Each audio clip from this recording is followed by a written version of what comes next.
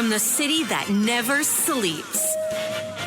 17 miles from Madison Square Garden, New York City. It's America at Night with Rich Valdez. America's favorite late-night talk program, featuring interesting guests from around the world and calls from across America. And now, here is your host, Rich Valdez.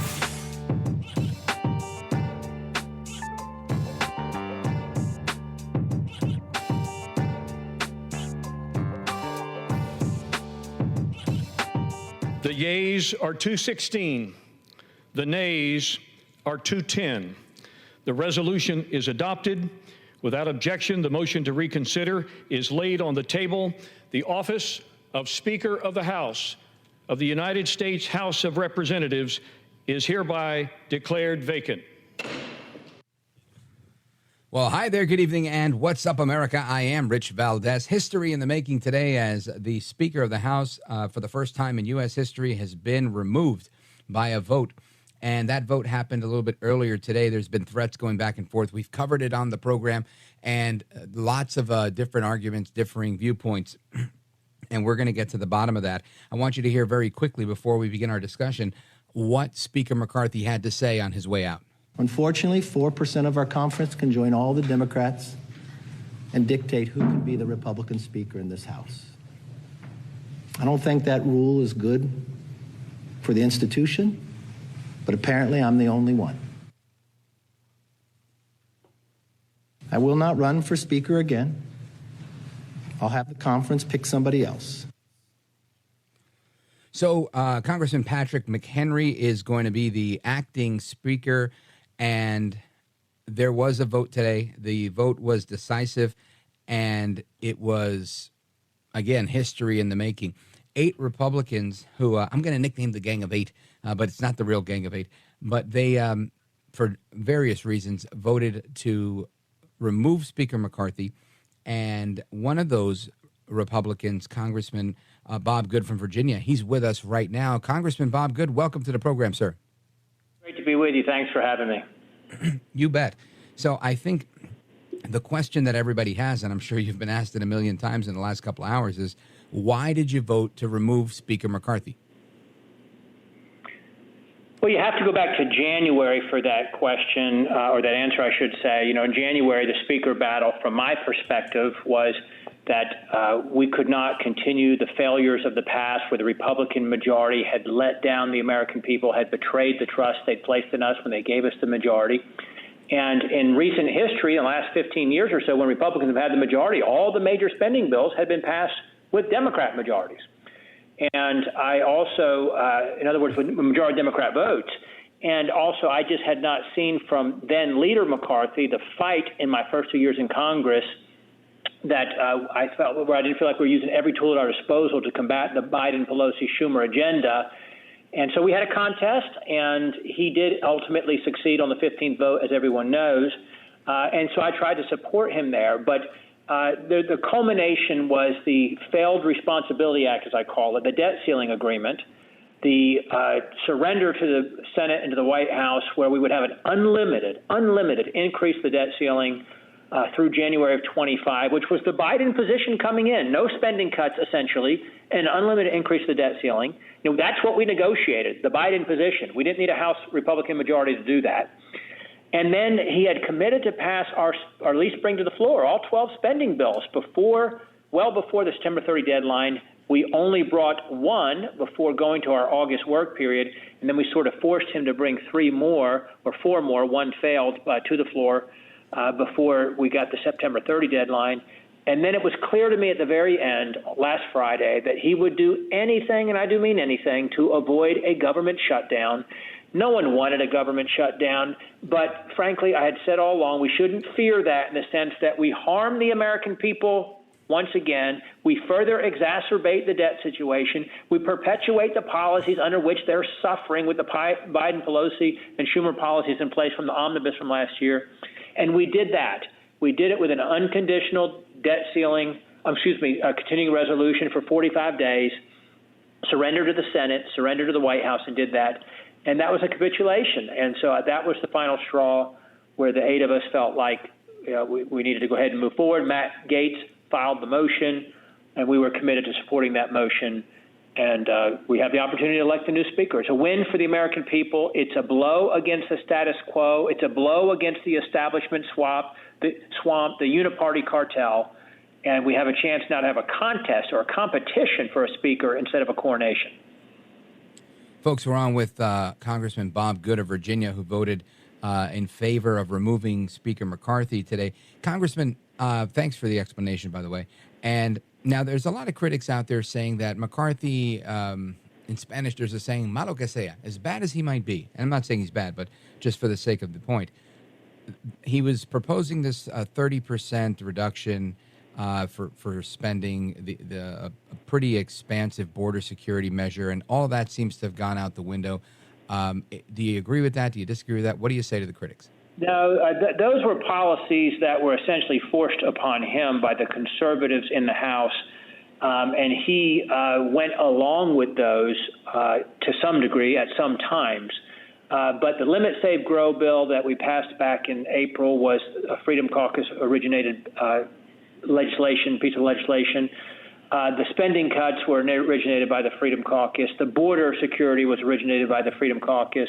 And in stops and starts and inconsistent yeses and nos, he dithered and he dallied and he frittered and he fretted. And we just didn't have a vision casting, a leadership driving the Republican House together to keep our commitments. And that's how we got up to this deadline with only 4 of our 12 bills passed and the continuing resolution. But to that extent, to that point that you're making about the conservative policies that we were trying to advance, that doesn't change. I'm just confident we're going to get more of a partner instead of a barrier to making those things happen. Now, for those, there's a lot of people up in arms. Some are applauding this, some are decrying it. For those that say that this creates an unnecessary mess that now empowers Democrats, what say you? Well, it certainly doesn't empower Democrats because we have the House majority. We'll have a Republican speaker. But I would just say, you're not going to get things done. What do you think is happening in Washington that's working for you? What is Congress getting done for you? What are you afraid that we're not going to get done because it takes us a week or two to settle on a speaker? What has the current, again, uniparty cartel, what have they done to help the American people?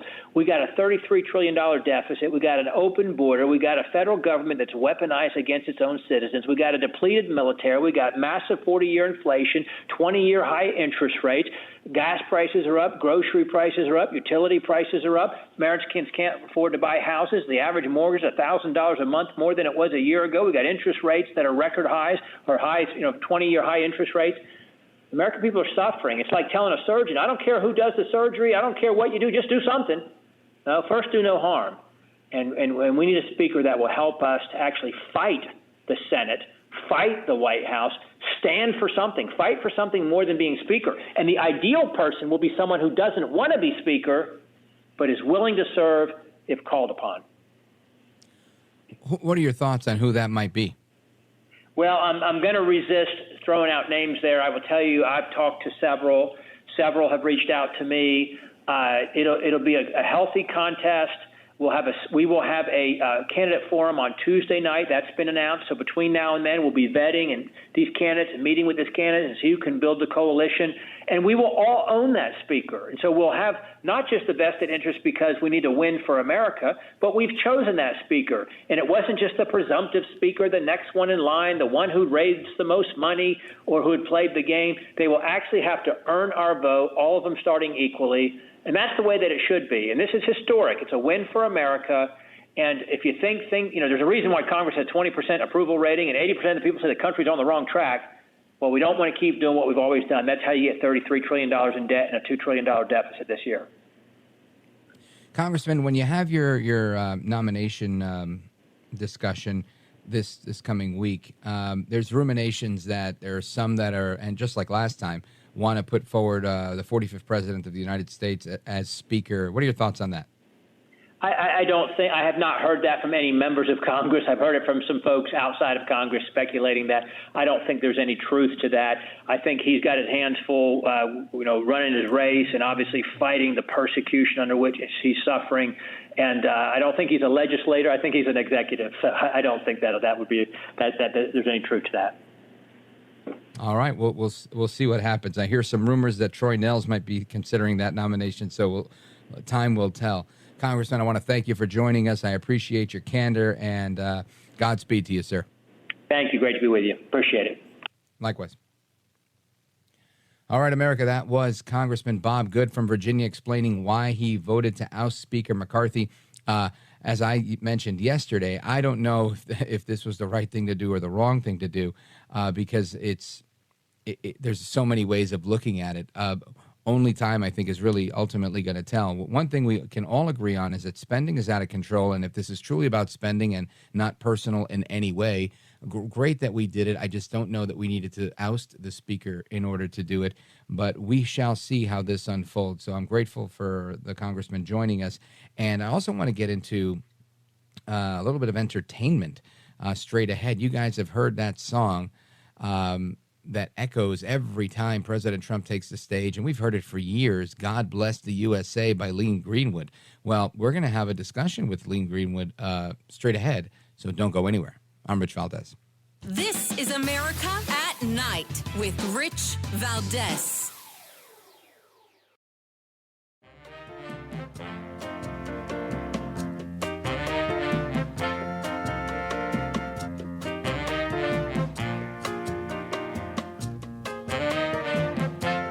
This is America at Night with Rich Valdez.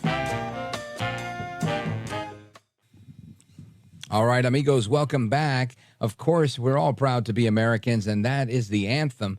You hear it all the time, and it's such a joy to really listen to that song and feel the American pride running through you. It never fails, right? That's one of those songs, like the national anthem, just doesn't fail to kind of bring that patriotic energy. And Lee Greenwood, of course, is the singer there, and he's tremendous. And he's our guest right now. Lee Greenwood, welcome, sir. Hi, Rich. Thank you. Great to be on the show, and to know that something I wrote more than 40 years ago is still relevant for American pride, and make everybody feel that America's the greatest country on earth. Amen to that, brother. Now, Lee Greenwood, let me ask you a question. I'm sure you've answered these questions a million times, but new audience, same question. How did you get involved in all this? I'm an artist. And I've been a singer, writer, musician since I was 12, I guess. I pursue my music with a passion. I left home at 16. I graduated high school. I was a drum major for my high school band during football season, and moved to Nevada. And Nevada's a neighboring state, so I thought, well, that's where the money is. I'll go there. And I stayed too long, but it's not that I didn't want to leave and find my career wherever it led me. I did move to Los Angeles for a couple of years and moved back kind of with my tail between my legs. And Vegas was always good to me. It was good money. I dealt cards in casinos for a while. I wrote songs and music for major shows. And then I got my career in Nashville, Tennessee. And I was like, well, this is different. I'm as a country artist. And, of course, I was raised in the country. There's nothing different here. Just kind of changed the way you sing and feel. But then somewhere along the road, it's just like something popped. And I said, I need to write this song called God Bless the USA. And I took it to my producer, Jerry Crutchfield, who we did 36 albums together. And he said, wow, well, this doesn't follow the mantra of your career, but if you want to do this, we'll do this. And but was never chosen as a single, Rich. It was never meant to be a record for radio. It was Universal that had made the call at that time. Phenomenal. What a career. What a story. Now, Lee Greenwood, there's some controversy surrounding country music that we're looking at right now. We've got country music singer Maren Morris, and she's announced she's leaving the genre, right? She's no longer going to be doing country music, or she doesn't want to be a part of country music due to the effects of, quote unquote, the Trump years and what that's had on the music genre. I'm guessing she's talking about, people speaking out on their mind on the issues of the day. While it may not be Trump's fault, things that happened in the Trump years that we've seen, all sorts of people are going kind of crazy. And we've seen people speaking out against that, like Oliver Anthony and Jason Aldean, and people, speaking their mind. And I just think it's, to me, this seems like a mistake. But what's your thought? Well, it's just like, how are you going to blame the music? I mean, Right. we record music for our fans, for the people who love it and who are part of the culture, and they adore an artist for what they represent and what they sing. We don't follow politicians. We don't necessarily do anything that influences what they do. If we align ourselves with a certain politician, it may be by request, it may be by initiative, but I guarantee you that the music that I sing is because I love what I do. I love singing music that inspires the fans. Since I moved to Nashville, Tennessee, and being from California, it's not really that much different. I was raised on a farm, and I'm in a rural area in Nashville, and we're solid citizens here. I appreciate the madness in Nashville over country music. When I was in LA, I probably kind of enjoyed the rock industry as well, or Detroit for Motown, and Latin music in Miami, where my son goes to college now. It's just about music. It's not necessarily to chastise or slap your hand because you sing a certain culture. I'm with you on that one, brother. I love Miami, and my family's Puerto Rican, and I love all sorts of music. And I'm always taken aback when people, any type of music, I grew up listening to hip-hop, and a lot of people take exception to hip-hop, but to me, it's art imitating life through the expression of that artist, and you take it for what it's worth. Yeah, I agree, totally. So, Maren Morris, now, and again, I feel like it's a mistake because, I think country music fans tend to be a very passionate group. They love this stuff. And most music genres are the same thing, but I think country music is one of those things that kind of brings you together. People get happy, and I just, for the life of me, think: do you think she gains anything from this? Does she get a new fan base? Is there like a ultra left-leaning liberal country fan base out there that's going to applaud this and make her a superstar for them? No, she's going to have to change what she does. And let me give you an example. A friend of mine, John Schneider, who was remember the Dukes of Hazzard? Mm-hmm. And so John had a shot at country music. And to tell you the truth, a handsome guy, blonde, 6'1", and they gave him a record career. And he said, I don't think I want to, sing country. I think I'll just sing rock and roll. And basically, they handed him a career, and he turned his back on it. And I think we kind of follow, when you're very young, you kind of follow the money, and then later on, you start to follow your heart. And I hope that she's following her heart and not necessarily making a political decision just to think that she's going to get a leg up because the media is going to cover her decision. Yeah, that's kind of crazy. It really is. It's hard enough to make it in any of the entertainment or media industries, and to think that you've made it and to turn around and walk away from it is kind of nuts. I want to continue the conversation with Lee Greenwood, folks. Superstar country singer Lee Greenwood. He's with us. He's coming right back with us. If you want to join us, 833-4-VALDEZ is the number. Don't move a muscle. We're coming right back. It's America at Night with our guest, Lee Greenwood. Don't move a muscle.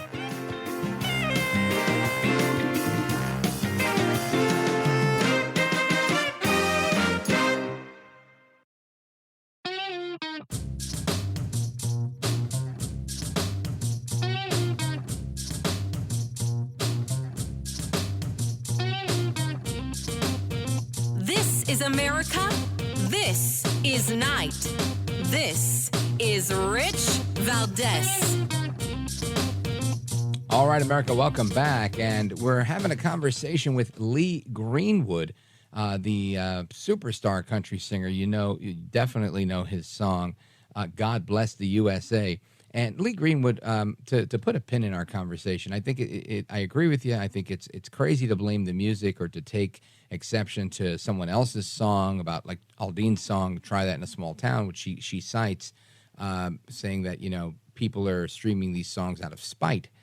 But to me, it opens the door for a larger question, which is, how is it, in your opinion, being that you're in the music world, how is it that what I talk about every day, which I think everything becomes very divisive in culture, from a political perspective. How did this happen in music?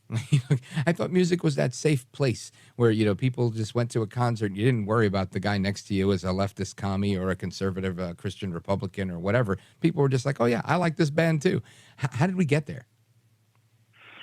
Well, consider a society and how we like competition through sports. It's city against city, and to tell you, it's kind of healthy. It's a good thing. But the people that I know in different genres of music, they are not jealous of our success, and I'm not jealous of theirs. For instance, my song that I recorded called Wind Beneath My Wings was recorded by a number of artists, Gary Morris, Sheena Easton, Gladys Knight, Lou Rawls, and Bette Midler, and all from different genres, and was a big hit. Wow. God Bless USA has been recorded by 4 or 5 different artists, all in different genres. We're not jealous of each other or each other's success. To tell you the truth, we really like crossing over and getting a larger audience. It's radio. And in the old days, it was record stores that would only rack you in a certain genre. If like Kenny Rogers had songs in several genres, it confused them.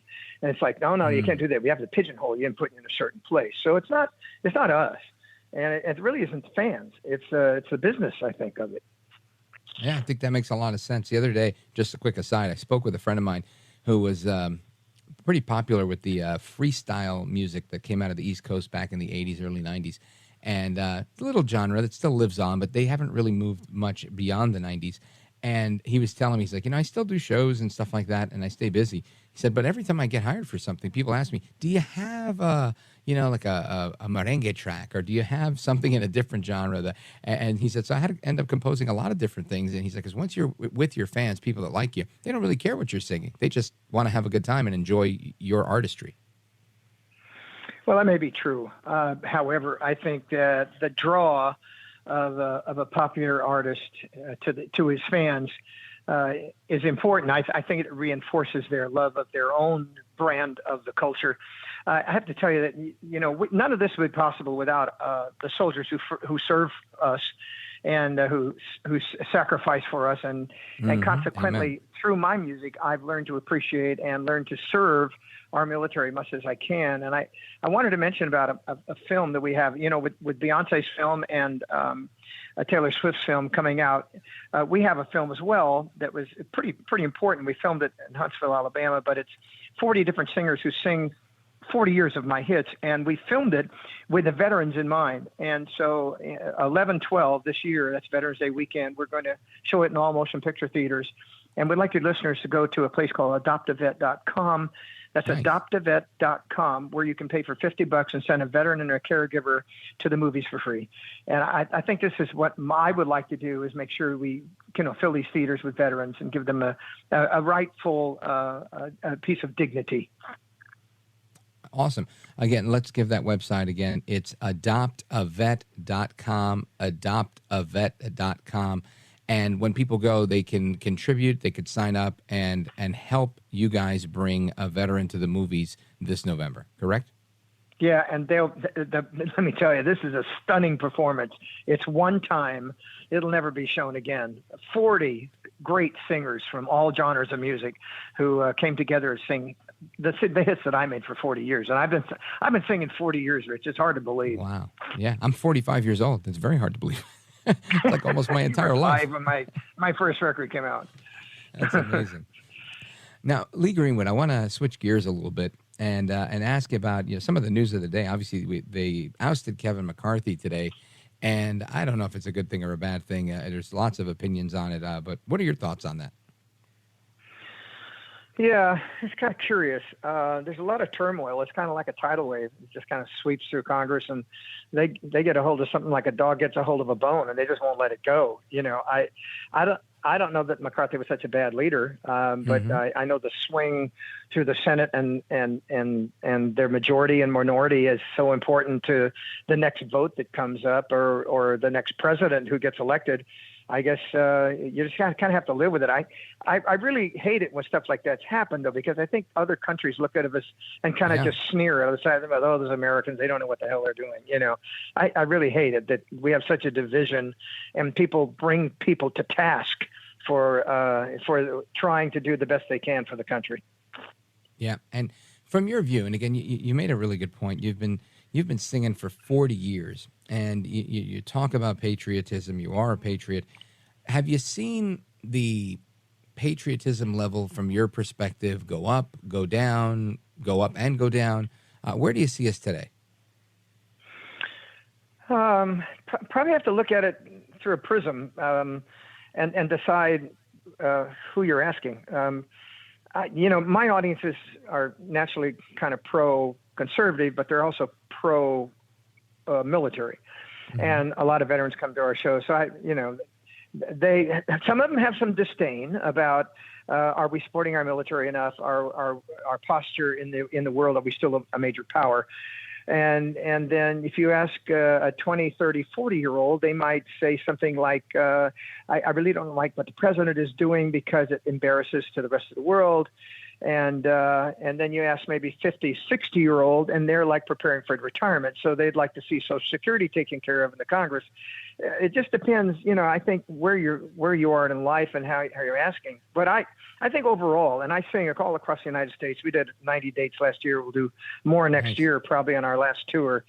And it's about, I think, just the swell of what happens next. I mean, I love sports, and I love, those things that play the national anthem. I mean, that's the only place you seem to hear it, whether it's a rodeo or NASCAR or NFL or baseball. At least they do that, and everybody stands up and they get a dose of patriotism. So I want that to continue.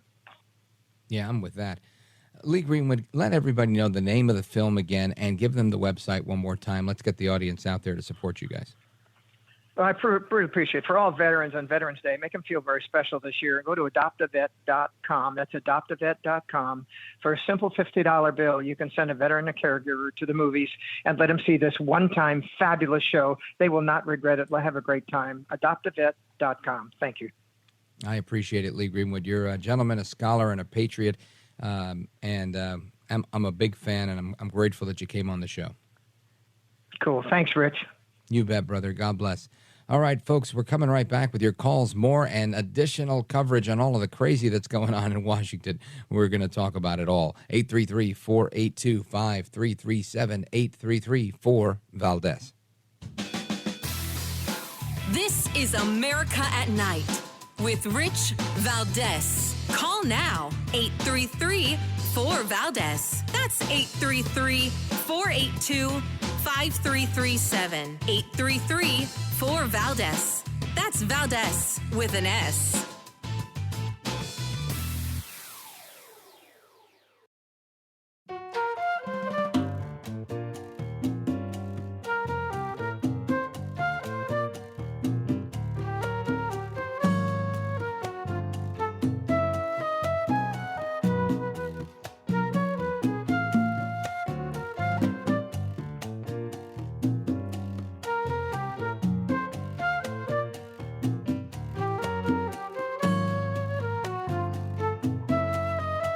America at Night with Rich Valdez.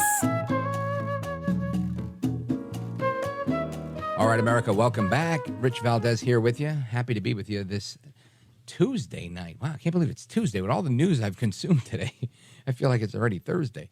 Geez. Anyway, I want you guys in America to weigh in. We've got calls from Georgia, Brooklyn, New York, and Charleston, West Virginia.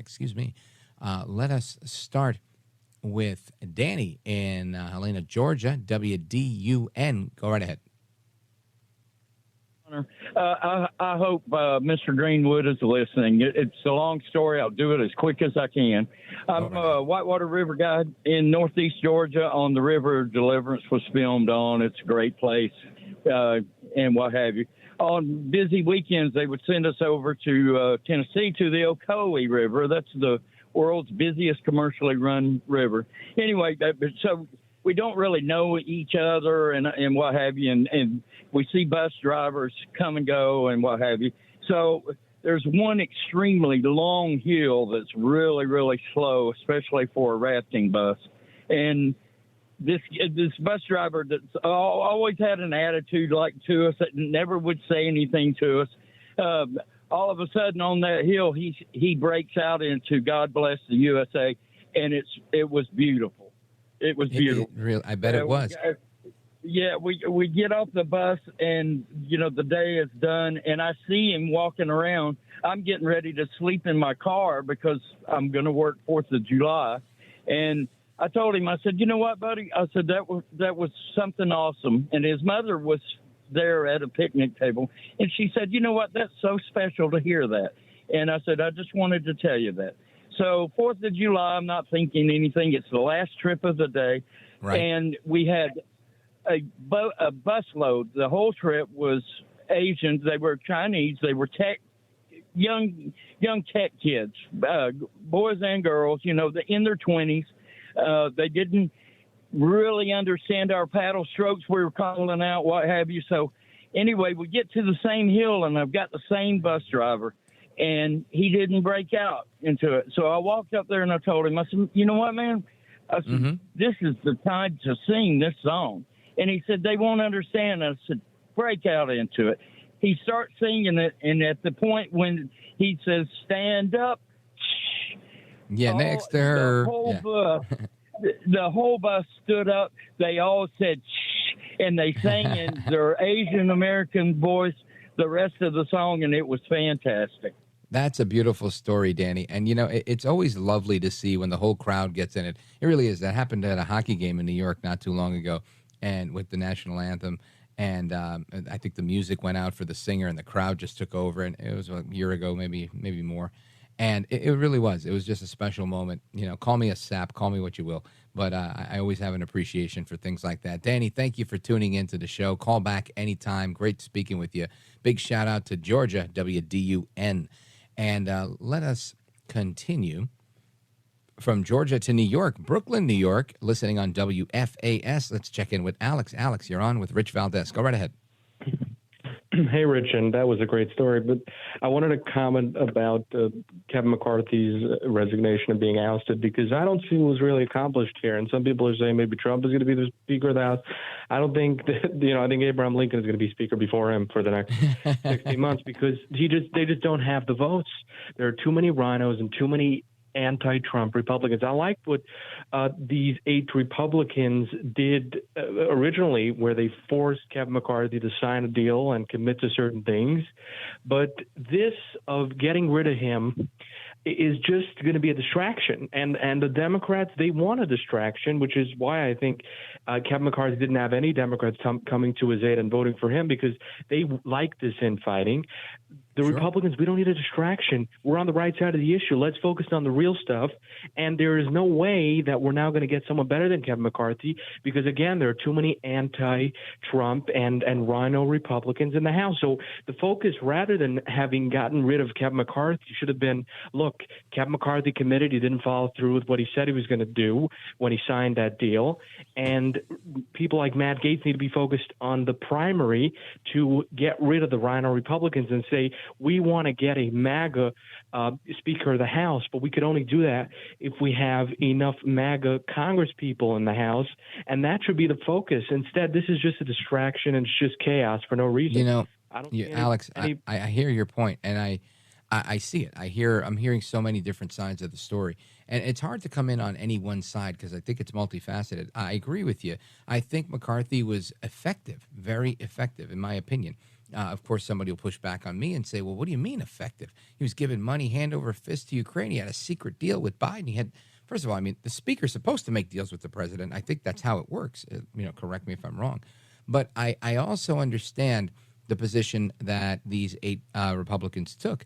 They want to hold people accountable for spending. The bigger issue is I think there was already a plan in place to do that. And to Congressman Good's point, that plan can continue should those Republicans push it, is what he's saying. I feel that there's a bridge to gap between what the Republican conference wants to do along with what the Democrats want to do and what the White House wants to do. And McCarthy seemed to me to have the ability to navigate in and out of all of those circles. I don't know that if you get someone that's a hardliner, I would love to be in Congress. I'm not saying I want to be in Congress, but if I were in Congress, I'd love to be a hardliner. But I also understand the nuance of it.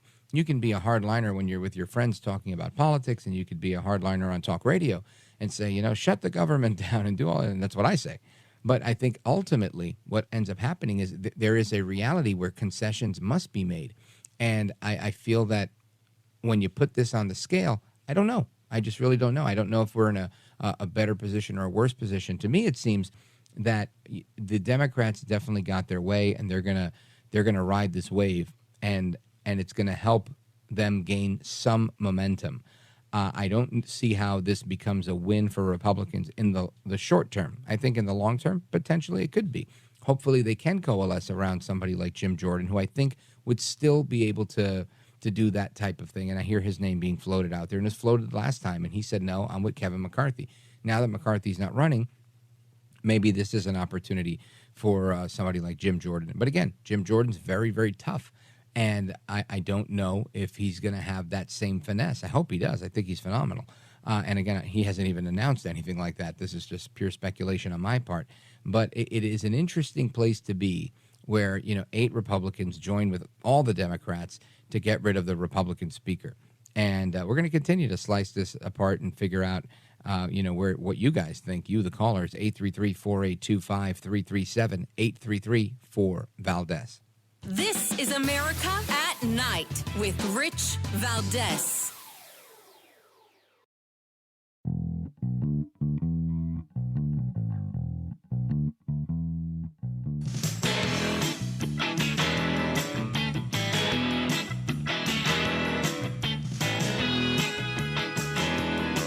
America at Night with Rich Valdez. So President Trump was hit with a gag order saying he can't talk about his civil suit that's in the New York court. And that was after, he said a bunch of things yesterday. He said a bunch more things. We're going to talk about those at the top of the next hour. Fascinating the way they do things. Again, usually the gag orders are to protect witnesses and this and that, from what I understand. This is a civil thing where he's just defending himself in the public square, and somehow he's not allowed to do that. And Representative Congressman Raphael Cuellar, he was carjacked in D.C. Things are getting rough. We're going to talk about crime as well in a little bit. But I want to circle back to the phone calls. Tommy's in Charleston, West Virginia, WCHS. Tommy, what's on your mind, brother? I just want to compliment you. I hope Mr. Greenwood is out there listening. He made an appearance within the past couple of days.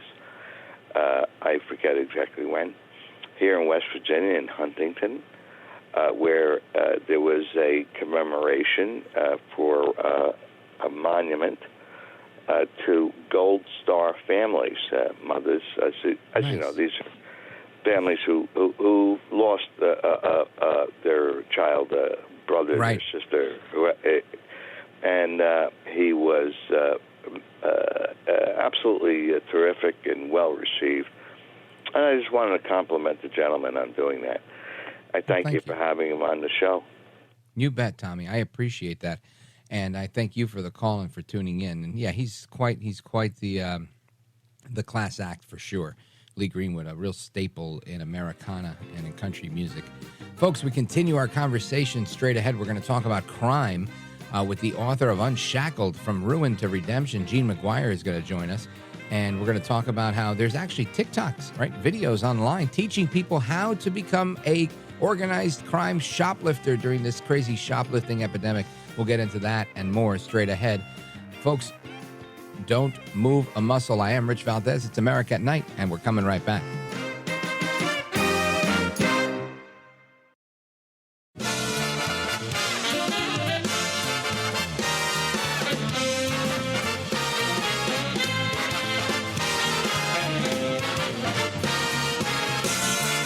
Live from the city that never sleeps.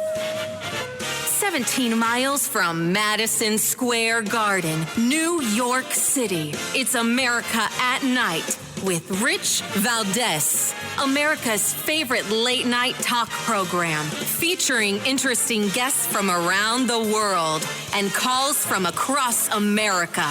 And now, here is your host, Rich Valdez. Hi there, good evening, and what's up, America? I am Rich Valdez, Valdez with an S, at Rich Valdez on all of the social media. Welcome to the program Tuesday night. If you want to give us a call and join our late night national town hall conversation, call us 833-482-5337, 833-4-VALDEZ. And a couple of things. Lamentably, this is a sad one. This is reported by Fox 5 News out of Baltimore. There's an active shooter on the campus of Morgan State University in Baltimore. At least 4 people have been shot. It's still being listed as an active shooter scenario as of 9:53 p.m. And I'll keep you up to speed on what we know. We don't know much at this time. And it just really kind of underscores the problem that we have with crime, right? There's a serious crime problem in our country. Earlier today, I was scrolling through one of the social media, I think it was Instagram, and I saw a video from DC Drano. And it was a video of an activist, a left-wing activist, not really relevant to this story, but his name is Ryan Carson, 32 years old, and he leaves a wedding with his girlfriend. This was caught on video. And he's sitting on a bench, and they get up, they walk away, and then somebody passes by them, and that person kind of doubles back and comes at him, and I guess he's trying to rob him, or he says something stupid to him, and they get into a fight, and the guy just pulls out a knife and just starts slashing away, and it looks like he catches him in the neck from the video I saw. Either smacks him in the face or cut his neck. And moments later, after the actual stabbing, he's on the floor, and he appears to be unconscious. The girl seems distraught, shocked. Some are saying she didn't do enough. She doesn't call 911. She's holding a phone. Another passerby comes and says something. Then she leans down on top of him, and he's dead. And I'm sorry that happened. This happened in Brooklyn, New York. And it just, again, crime. Everywhere you turn, there's crime. You've got even crime where it's not violent crime. This massive shoplifting problem we have where, stores, Nordstrom, Target, you name it. All these big stores are shuttering in so many big cities, mainly the cities that are run by Democrats that embrace these left-wing policies and have elected these what I call pro-crime progressive prosecutors that like to coddle criminals. And they let them do what they do. In some instances, they even lowered the threshold so that they don't get charged with felonies when they steal up to $950 worth of merchandise or whatever. We saw what we saw when we had our conversation with the police chief last week, the looting that was going on in Philadelphia for a couple of nights. I mean, it seems to be the word is out, and the criminals all know, hey, it's time to go shopping. This is how we do it. And they don't have a worry in the world. And it's a horrible thing.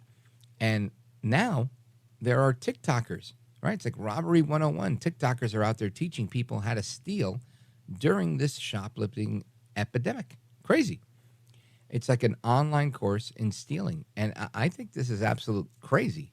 But I want to get to the bottom of it with the author of the book, Unshackled, From Ruin to Redemption, Gene McGuire. Welcome to the program, sir. Oh, thank you, Rich. What a privilege to be with you tonight.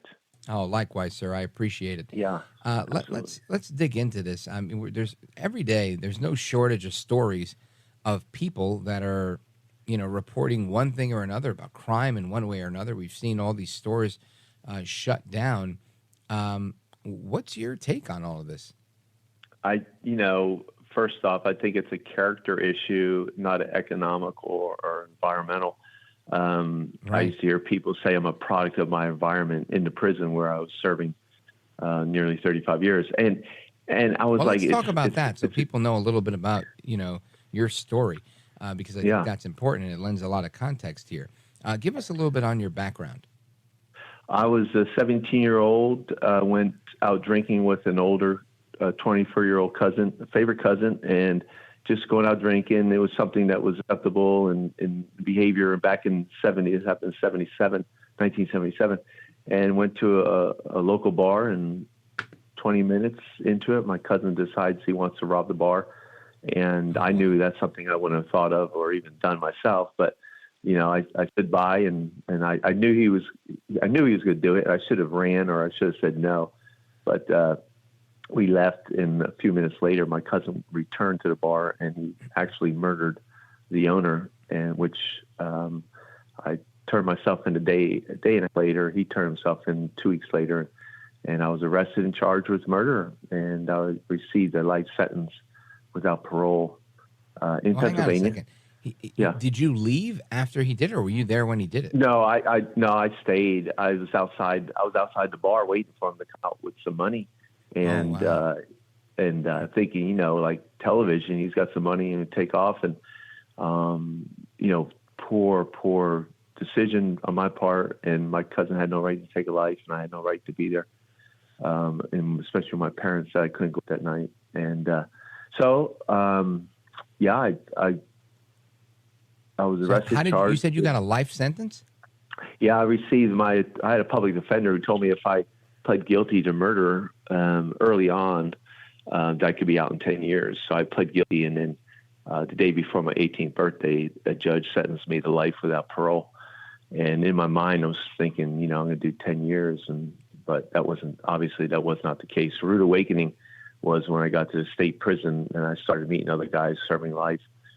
So I called the attorney up and said, hey, I want to go back to court and appeal my case. And he gave me a reason why not to. It was his first homicide case. It was just a bad situation, which I didn't know until years later. So I lost all my appellate rights. And then over the years, I was denied by the governor 5 times through a commutation process, which is plea of mercy. And then in 2010, a new law came out about juveniles. Graham versus Florida, said that juveniles who did not kill, did not intend to kill, and did not know should not be subject to life sentence. They should have a parole sentence. It didn't guarantee anybody being released. It just gave you a parolable sentence, and because of your youth and all that. And then during that process of going back to court, they discovered my public defender. He had lied to me. He led me into an illegal plea agreement, and I had an unconstitutional sentence. So the judge vacated my sentence, and in April of 2012, I was released free to go. After how many years? 34 years, 9 months, 15 days. Wow. So you were in prison for 34 years. You didn't know that your cousin was killing this guy, but you were there, and you knew he was robbing the place, and you did 34 years for that. Mm-hmm. Yes. What was that experience like? Well, prison is it's violent, it's dysfunctional, it's crowded, it's at the best, it's just total dysfunction, like I said. But you make the best out of the bad situation. You go through your fights and you go through all that craziness that goes in, and once you get established, then for me, I was like, I want to get an education, and so I got a diploma and college and program.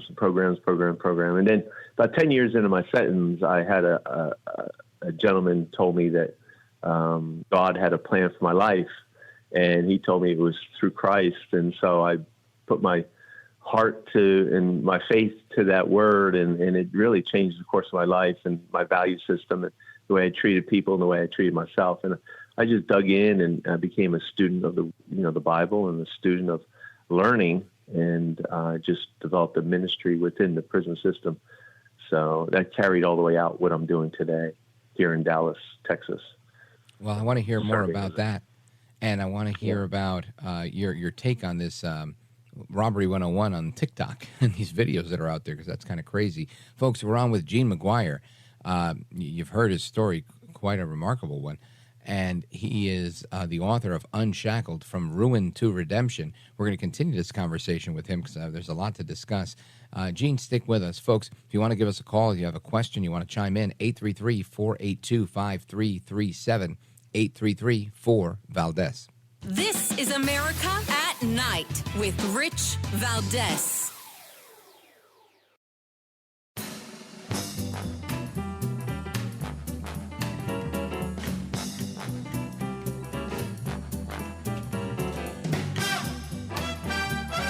America at Night with Rich Valdez.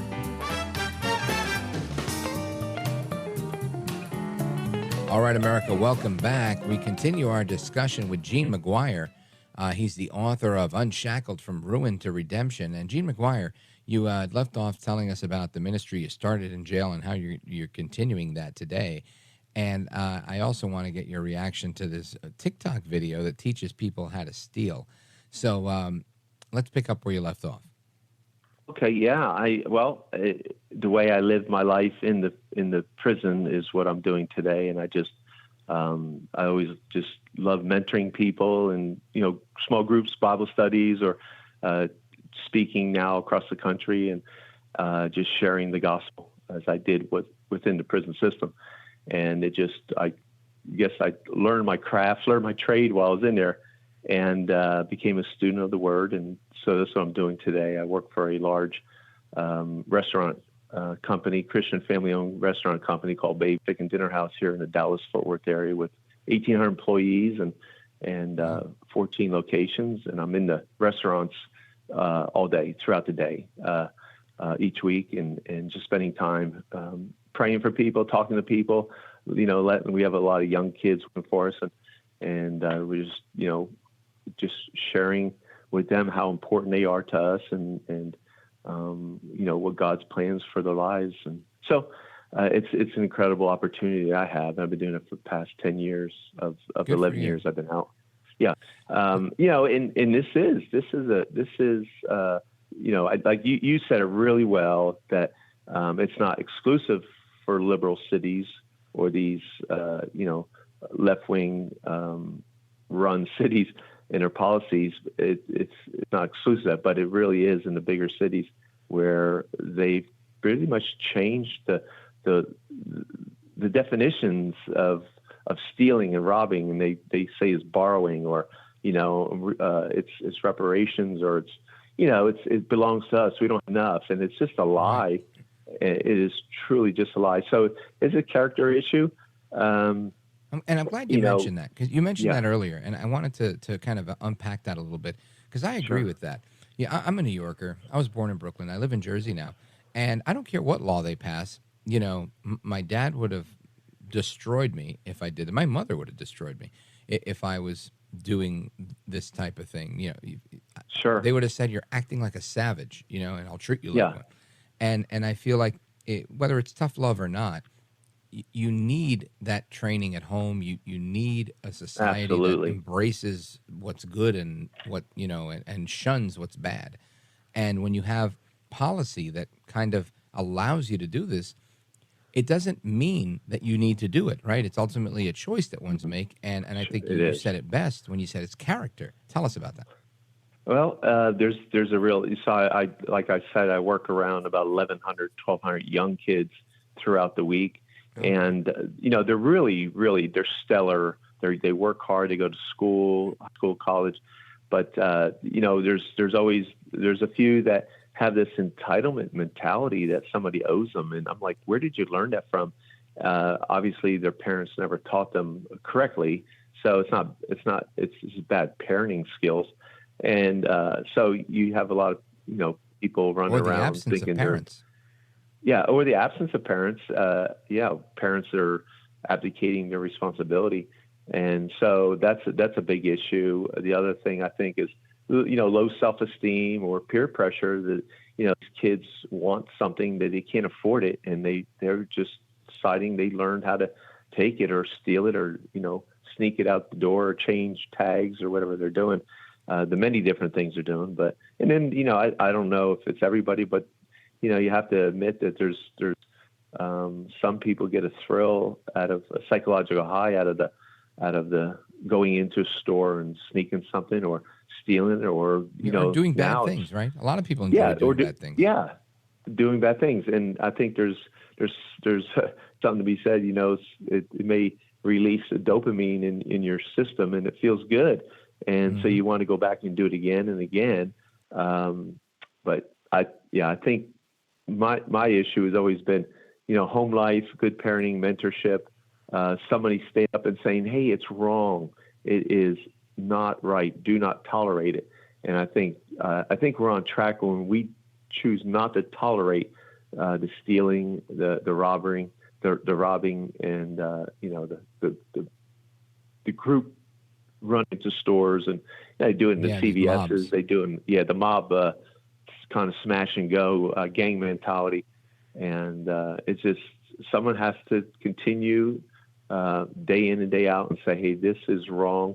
We're not going to tolerate That's your job, it. right? I think someone needs to stop them. But we do need people to tell them that it's wrong, too. I think it's a multi-pronged approach. Gene McGuire, before we run out of time, I'm curious about what happened with your cousin. He is still incarcerated. He has chose a different route, lifestyle. He's been a problematic person in the system for over many, many years. Because he's not going anywhere, so he figured, get in where I fit in? Yeah, so he is, I would say he's a mess, but he... Are you still in touch? No longer, no.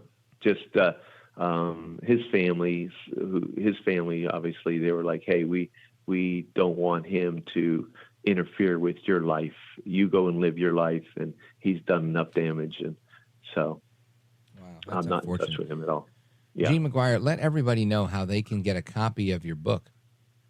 Well, you can get it by going to genemcguire.org. It's on my website. There's a paperback on Amazon, which we turned it into paperback so we can get it into the prison systems. And so if you have somebody in the, that you want to send a book, paperback is usually the best way. They don't like the hardback. So you can go on Amazon and you can get it on Amazon or my website, genemcguire.org. All right, everybody, check him out at genemcguire.org. And Gene McGuire, before we wrap, what's your, I guess 1 or 2 sentences on your message to parents and young people that are, facing this type of thing? I feel like it has to be the absence of parents, because I can't imagine any parent going, yeah, go ahead, go out there and do what you want. But I'm sure that is happening. I guess I live a sheltered life, I guess. I've never seen anything like this, where you have looting when you don't even have a riot, right? People just looting for the heck of it. And what do you say to them? Well, if you're listening, I would say whether you have children or not, spend time with them. Really, people may laugh about it, but hug them, tell them they're important. Express love to them. Tell them that that they were designed for greatness. They were designed for something more than what they are seeing out there today, and people stealing and using drugs or drinking, and which is a big problem too. That's a whole other subject. But just involve yourself and invest yourself in these young kids. And I go into where I go to work, and I simply say, hey, God loves you, and I see their eyes light up, like and then I get to talk to them, and I want them to know that we care about them. Outstanding. Gene McGuire, I want to thank you for being with us. Godspeed to you and everything that you're doing. I appreciate it, sir. Thank you, Rich, for your time. You bet. God bless. Folks, there's more to come straight ahead. We're going to talk about that, the absence of parents. What's going on with dads? How do you become a high-value dad? We're going to talk about that straight ahead. Don't go anywhere. I'm Rich Valdez.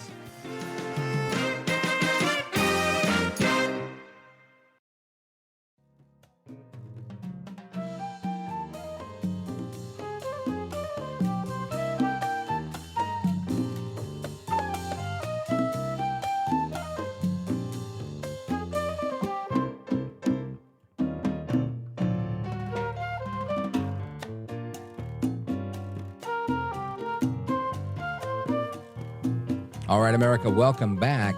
And we're talking about the importance of fathers in the home, as well as the value of what a high-value dad is. And our guest is Jason Howerton. He's the founder of High Value Dad. Jason Howerton, welcome, sir. Thank you for having me. It's weird. Usually I say good morning or good afternoon, but I guess it's good night. But I appreciate you having me on, man. Yes, sir. Now, I want to talk about this because this is a pretty interesting thing. I think so many of us are oftentimes talking about masculinity in our culture and what happened to fathers. We've got presidential candidates out there like Larry Elder saying, one of the biggest problems America's facing is not having dads in the home. And then there are dads in the home sometimes. And I like what you're talking about in becoming a high-value dad. Tell us about that. Yeah, absolutely. So I started essentially what it is it's a community for men and dads who really, want to be more than what has kind of become, I think, what the caricature of the American dad, or whatever you would think of, and to be a more elevated version of that, in not just as a leader in your family, but as a husband, as business leaders, starting your own companies, really just being that elevated version of what a father can and should be in the home. And so, I mean, really, it came out of my own journey of having I have two young boys, one's 3, one's 5 right now. Mm-hmm. And having to teach myself a lot of things that I didn't learn, that society didn't teach me, and really unlearn a lot of things that I was taught and was told. Things that I was told that were normal that I do not believe are normal, or that shouldn't be normal. I mean, a big one I would say is the young boys from a very early age are taught that it's normal and boys will be boys to constantly be seeking pleasure over purpose. And so rather than getting their minds focused on their goals and their who they want to be and thinking about marriage, we have boys who are from a very young age addicted to pornography.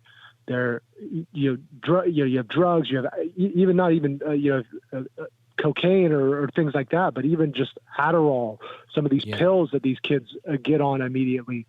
And so I think that's the big one, is like constant pleasure seeking becomes almost like their driving force, whether that's porn or sex or whatever it may be for these young men. And they don't have a good outlet to really funnel that energy into. And so they get into these cycles, and I met a lot of them, met a lot of grown men, a lot of young men who fall into these cycles. And I remember when I was a kid, I was a teenager, and, it was like, it was just like, boys do this or boys do that. It's a normal thing. And I'm like, that's not normal to me. And it's not going to be normal for my sons. Like, that's not the standard that I'm going to hold my sons to, that like, boys will be boys kind of a thing. I think boys are okay to be held to a higher standard. And I think that's kind of a huge part of the problem. Let's talk about dad guilt. I know you guys write about this on your website. Tell us about it. I mean, I think for me, I'll define what dad guilt means to me. And it's that for high value dads, people who want to be present for their kids and want to be present for their wives, and who also have really big ambitions to have their own businesses. They're running their own companies and just have a million things going on. There's never enough of you really to go around at any point. Either somebody's always getting the short end of the stick, either your business or your kids or your wife. And so I'm constantly dealing with that balancing act of not dropping balls one way or another. And so kind of the solution, the article you're referring to, the solution that I kind of came up with and that I help a lot of men kind of formulate is, you have to be so hyper intentional with your time and your schedule. You have to almost map it out. If you want to be top 1% in all of those things, business, fatherhood, in your marriage, you really have to be so intentional with your time, because you don't have enough of it. So, mapping out what your ideal day looks like, and then keeping your promise to yourself that is what your day looks like. And if you say you're going to do it, if you say you're going to work out at 6 a.m., or you say you're going to have family time or family dinner at 5:30 p.m., you better do it and respect yourself enough to keep those promises to yourself. What do you think is the number one issue facing fathers today? Ooh, that's a good question.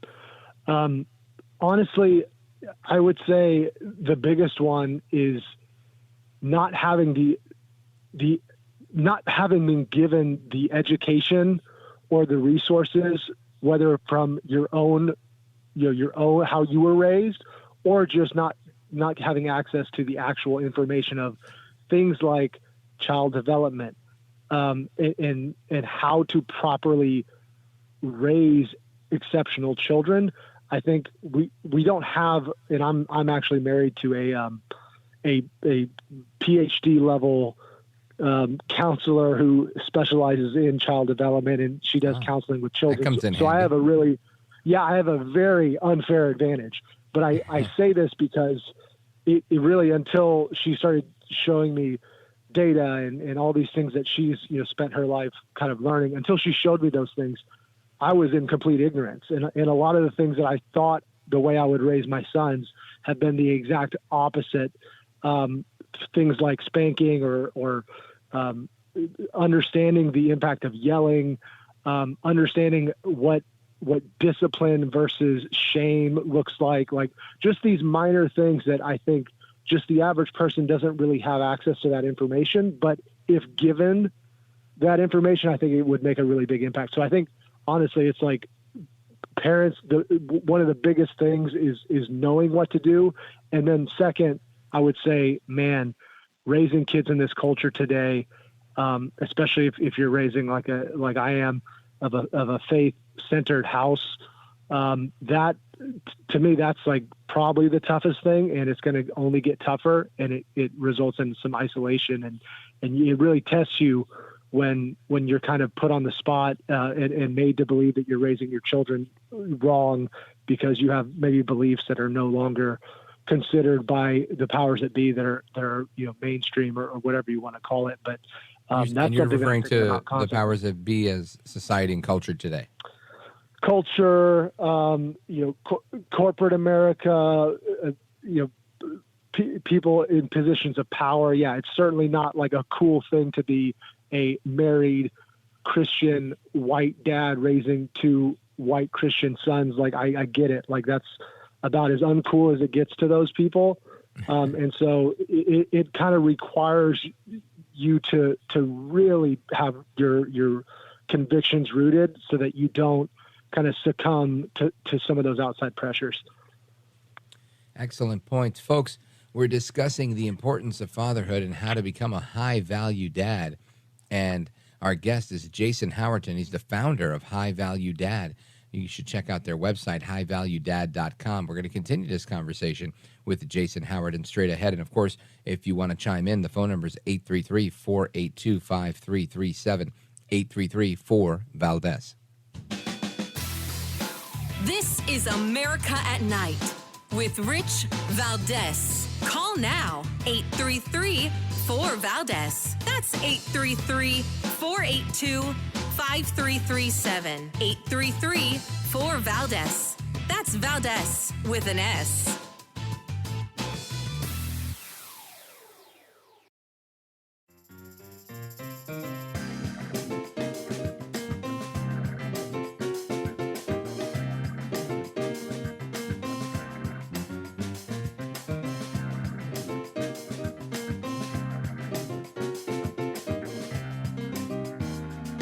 I've known you several years now. I want the audience to know what a wonderful, decent person you are. Very, very thoughtful. America at Night with Rich Valdez. All right, America, welcome back. We're on with Jason Howerton. He's the founder of highvaluedad.com, and you should definitely subscribe to their newsletter. Now, Jason Howerton, there's a council that was created by the Illinois State Legislature called the Illinois Council on Responsible Fatherhood. And not too long ago, like last week, one of the heads of the organization was spouting out some statistics. And a lot of interesting things here. Some of the things that they pointed out is that children who've grown up in fatherless homes are more likely to have educational issues. They're more likely to have psychological problems. And the absence of a father impacts a child's life in a really big way, a very critical way, noting that 40% of children in the region in Chicago are born out of wedlock. And I think that's a problem because it leads to social issues like poverty and violence and many of the other things that you discussed. And I feel like, there's great work that you're doing to help dads become better dads. But there's a huge problem of dads just not being around. How do we address that? Yeah, it's crazy. In fact, if you look at if you look at, it's not just crime, it's crime, it's mental health, it's poverty, it's really any negative outcome you can think of in life is drastically increased your probability for it if you grow up in a house without a father. Like, that's how important having fathers in the home are. It's actually terrifying. You can even track, you can look at even different racial groups, and as the rate of fatherlessness goes up, all those risk factors go up. It's just crazy to me how just incredibly impactful not having a father in the house can be. But you're absolutely right. I think, in fact, that's like part of our tagline is like, enough present, strong fathers can change the world. I truly believe that. I think if we found a way to add 10% more fathers into fatherless homes, I think the impact would be almost uncalculable, just because of how important it is. So, part of it is breaking cycles, and that's part of what we're doing. Like, the more dads you have raising strong children, that's going to change the way they raise their children. It's going to change the way they raise their children. So we're kind of in a generational battle right now. I don't think there's any easy fix to solve the fatherlessness epidemic overnight, but I do know generationally huge progress can be made just by raising up more boys to be strong men. And there's also people like Deion Sanders is a great example of this. He's the coach of the Colorado football team, and a lot of those players, one of them he had a player who his father was in jail. I know some of those players don't have fathers, who didn't grow up with fathers, and people like Deion Sanders standing in the gap. This is what I call it. I say, we have to stand in the gap of where the father should be, if we must, right? If the father has chosen not to be there, it's our then duty as men to stand in the gap where those fathers should be. And so people like Deion Sanders who are standing in that gap, I think also makes a huge impact. But like I said, this is a generational battle, and so I'm trying to make my sons, prepared to continue that battle, when they're grown men. But I know nothing's going to happen overnight. You mentioned raising strong children, and I think we all want our children to be strong. But in particular, what's your definition of raising a strong child? Children who are prepared to get punched in the face because they will, and then get up without looking to you to save them. I think that's the definition of a strong child, and I think it's the hardest thing to do as a parent, because Lord knows I know letting them struggle is like the worst. It's the worst. It feels so terrible, and everything in you, all of your instincts are telling you to rescue them from discomfort. But I think that honestly has gotten us into a lot of the trouble we find ourselves into with culture today, is not allowing kids to struggle, to fail, to fall, helping them up. Something as simple as like a child who's learning to walk, letting them pick themselves up. It starts that young. That's a kind of a silly example, but as they grow, and they go out on their own, and they need to test boundaries, and they need to try new things, letting them fail, and then teaching them letting them learn the lessons that failure teaches us. I think it makes for some very strong children. Folks, we're on with Jason Howerton. He's the founder of HighValueDad.com. Make sure you check out their website, subscribe to their newsletter, and we're going to wrap with him when we come back, and we're going to find out exactly how he got into this business, because it seems like a tough one. Jason Howerton, stick with us, folks. We're coming right back. 833-482-5337, 833-4-VALDEZ. This is America at Night with Rich Valdez. Call now, 833-4-VALDEZ. That's 833-482-5337. 833-4-VALDEZ. That's Valdez with an S.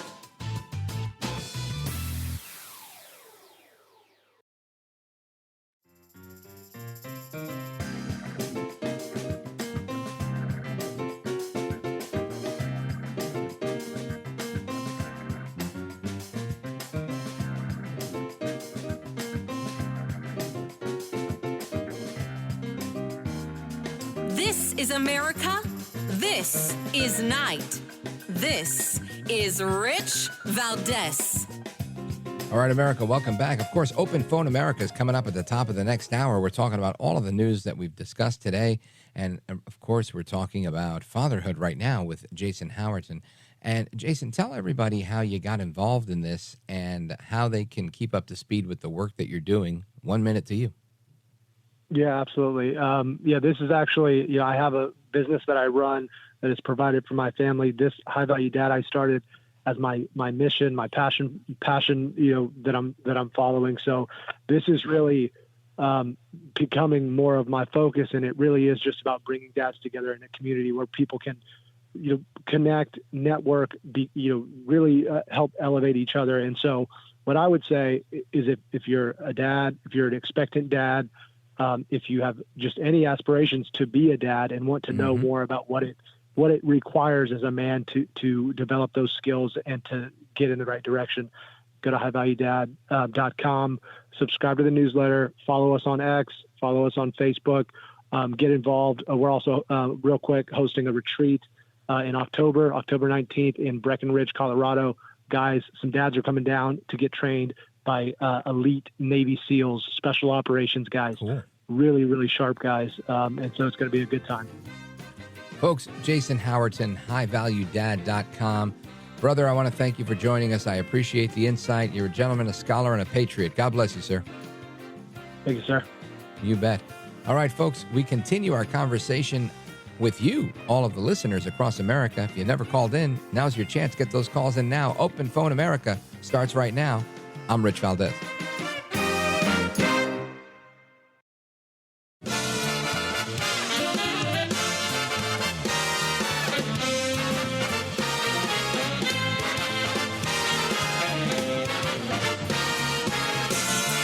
Live from the city that never sleeps. 17 miles from Madison Square Garden, New York City. It's America at Night with Rich Valdez, America's favorite late-night talk program, featuring interesting guests from around the world and calls from across America.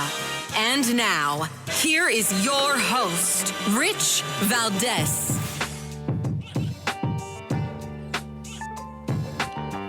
Hi there, good evening, and what's up, America? I am Rich Valdez, Valdez with an S, and welcome, right? Tuesday night edition. I said this earlier, but I feel like I've been following the news all day. So many big stories that are out there today. We're going to get to all of them. We talked about President Trump being issued a gag order in his civil case. We've talked about Kevin McCarthy being vacated as Speaker. That was a shocker, right? I mean, they talked about it. I didn't think it was going to happen that quickly. There was all this talk about we don't have the votes, we don't know, we'll keep going. Even Matt Gaetz was saying, look, I'll try again. First shot, boom, was the charm. No more McCarthy, and he says he's not running.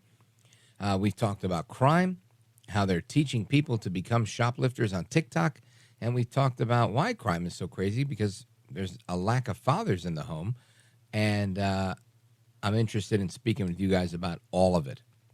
I want to jump into some of the calls because there's a lot on hold, and we've got calls from Ohio and Illinois and New York, Nevada, Maryland, South Carolina, and more coming in. So 833-482-5337 is the phone number, 833-4-VALDEZ. Let's start off with Noah, Zanesville, Ohio, WHIZ. Noah, go right ahead. You're on with Rich Valdez. Good evening, Rich.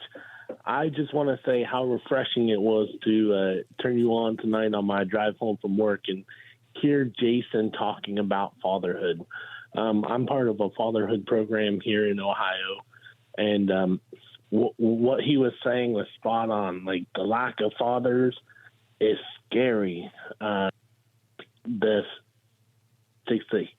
He was talking about how it's just like a cycle that when dad's not in the home, how at risk these young men and women are. And like he said, we're not going to change it overnight, but if we can change the outcome for one kid, then maybe we changed it for a generation in that family. And it's Right. just so nice hearing things like that, hearing that maybe we are on the right path of doing what we're doing. And I'm definitely going to try to follow his newsletter, because we're actually affiliated with the National Fatherhood Commission.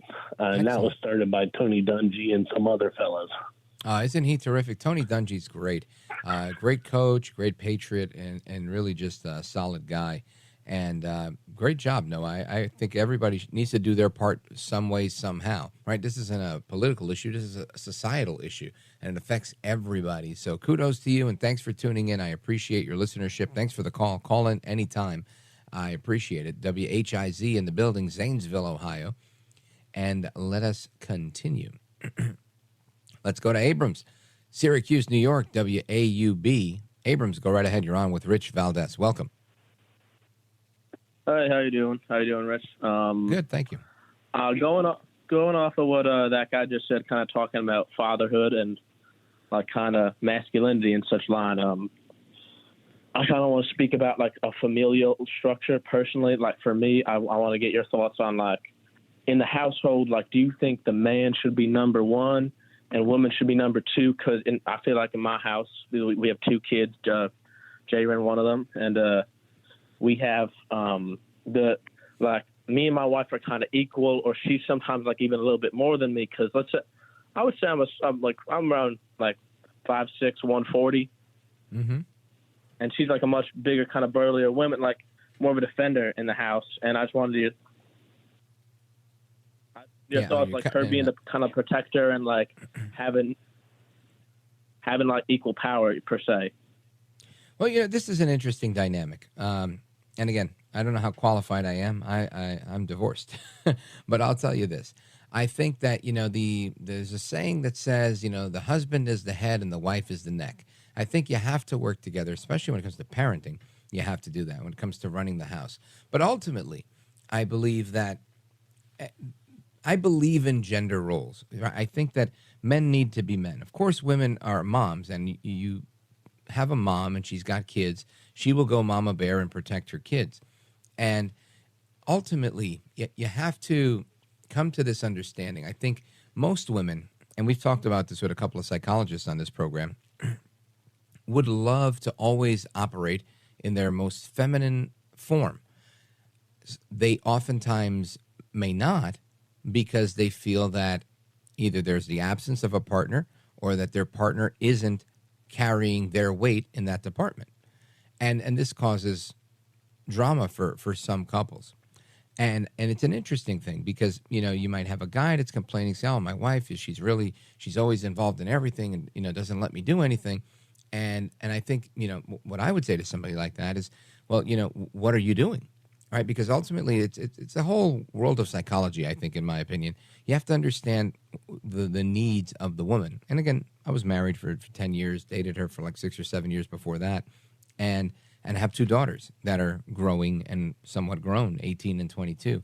And I can tell you, as a man, oftentimes when someone comes to you, you almost can't resist fixing the problem, because oftentimes we're wired as fixers. So, my daughter or my ex-wife back when we were married would come to me with an issue.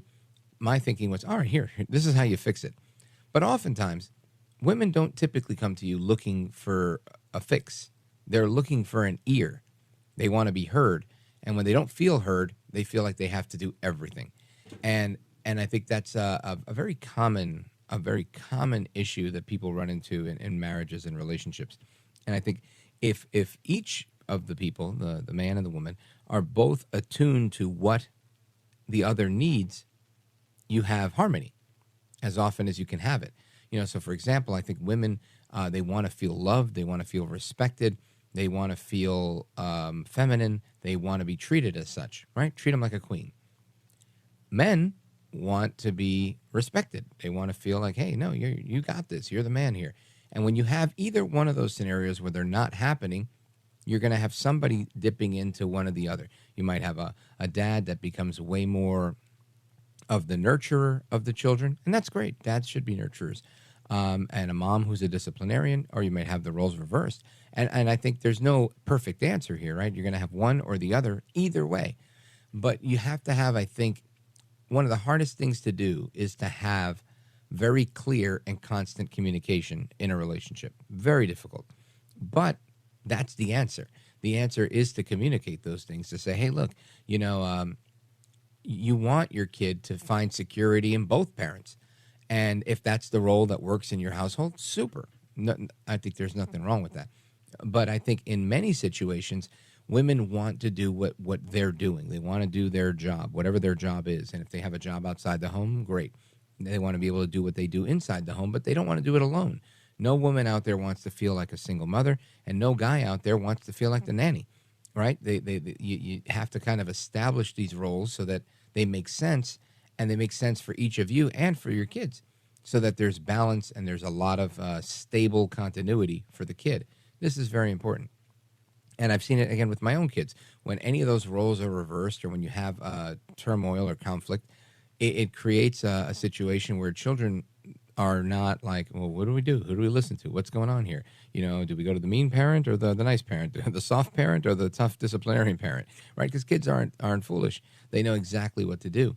And that's why this communication between the parents is so important. And I think ultimately it comes down to knowing how to express what you want from the other person. Ultimately saying, hey, look, I would like this to be this way, and this way. What are your thoughts? And then you have that discussion. And sometimes those types of discussions can be uncomfortable. They really can.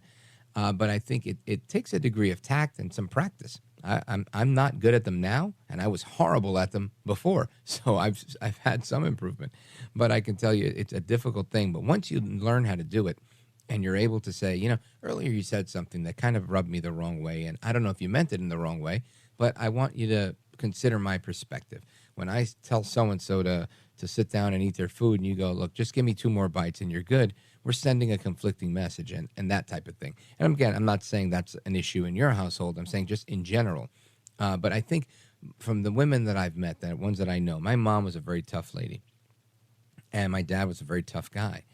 And I oftentimes look at some of their conflict and think, if my mom would have eased up a bit and let him do, and he did. It was no letting him or not letting him. He was a very just tough, old-school Puerto Rican guy.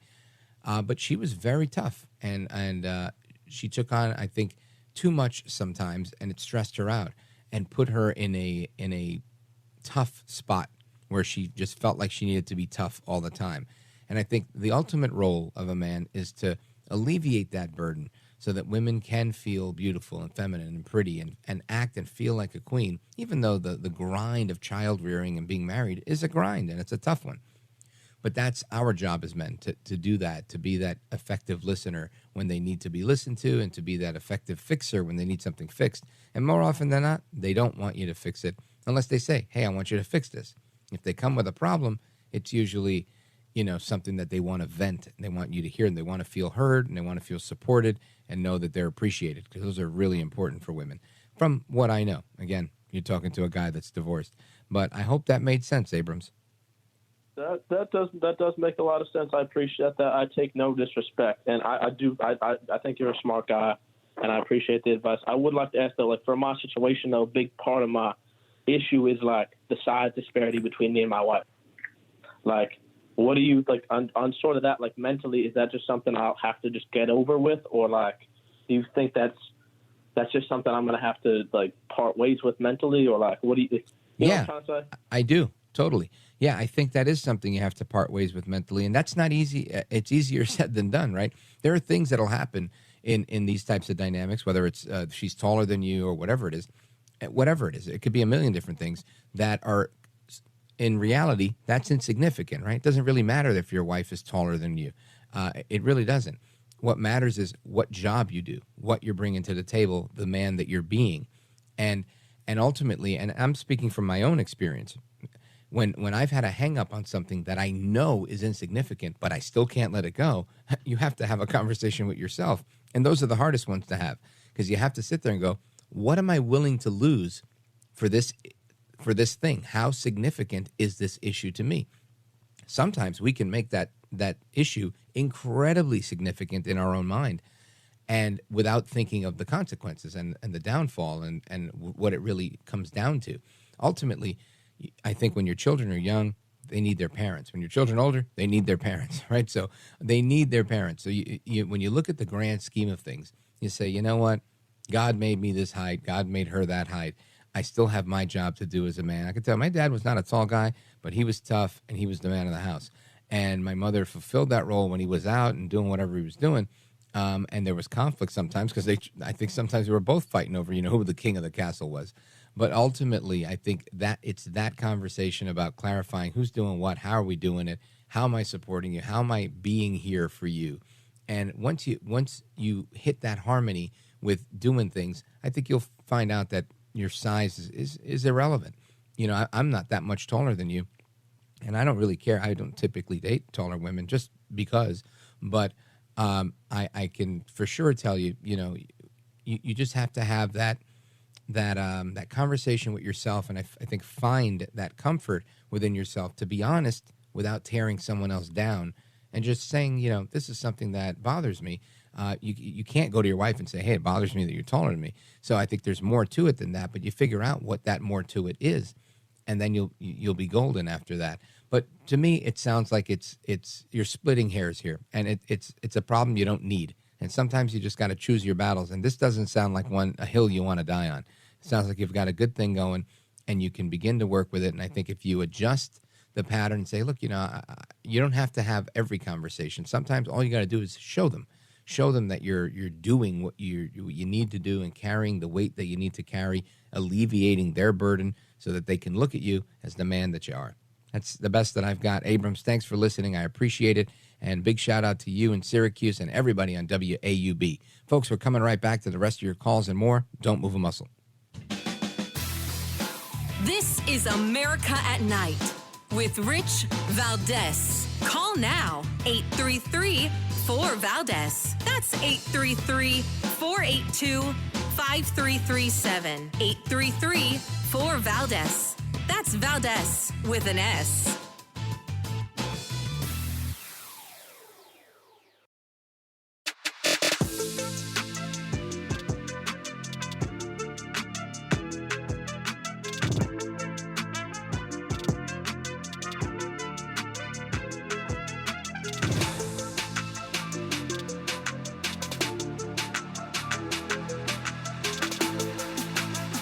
My hands across America to the liberty-loving Latino, Rich Valdez. This is America at Night with Rich Valdez. All right, America, welcome back. Lots to discuss. President Trump was hit with a gag order. The New York judge has now limited what he can say about his posts that he put on his social media website, Truth Social. The judge imposed this limited gag order after former President Trump posted about a key court staffer in his civil business trial. Judge Arthur Engeron issued the order, which applies to all parties in the case and pertains only to verbal attacks on court staff. It came after Trump recirculated a disparaging social media post about Engeron's principal law clerk, Allison Greenfield. Without naming Trump, Engeron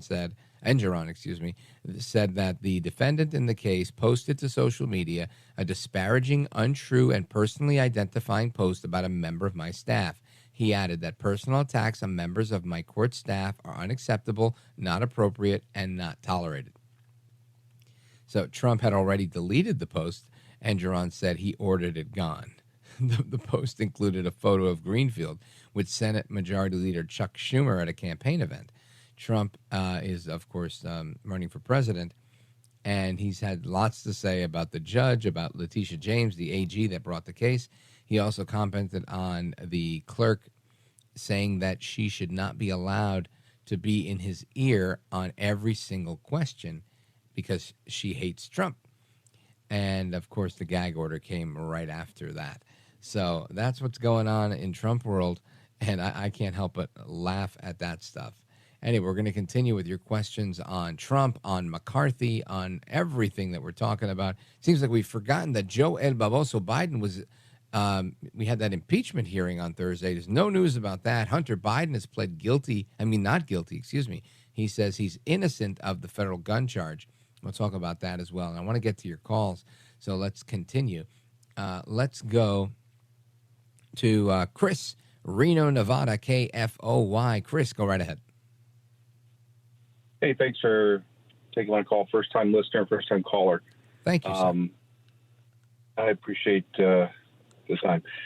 It seems like we have to crack the egg, and we need to scramble some things on Capitol Hill. I'm more conservative in general. I'm not so much a Republican, but it's kind of unnerving to be in this space right now. And curious to see your thoughts on what the next steps might entail with regard to cracking the egg. Yeah, I got you. You gotta break a few eggs to make the omelet, right? As the saying goes. Chris, thank you for the call. I'm going to respond to you on the other side of the break. The music means they're kicking me out. Don't go anywhere, folks. We're going to continue with your calls and more straight ahead. What does happen next when we resume? Do we get a speaker, and when? Don't go anywhere. I'm Rich Valdez.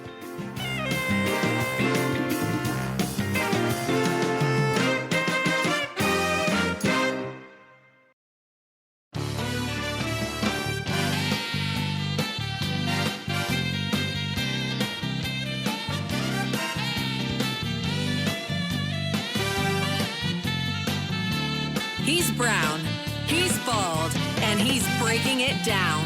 It's America at Night with Rich Valdez.